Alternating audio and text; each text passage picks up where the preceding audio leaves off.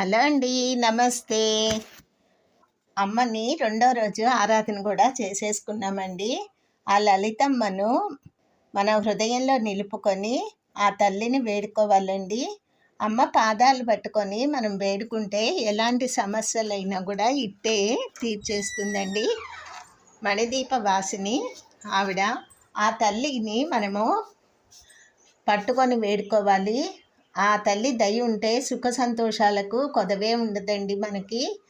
ఆ తల్లి కరుణే ఉంటే ఈ లోకాన కానిది అనేది ఏదీ లేదండి. అమ్మ పాదపద్మములను పట్టుకోవాలి. పత్రం, పుష్పం, చంద్రం అన్నీ కూడా అమ్మకి అర్పించాలండి. సకల సౌభాగ్యాలకు ఆ తల్లి నిలయమండి.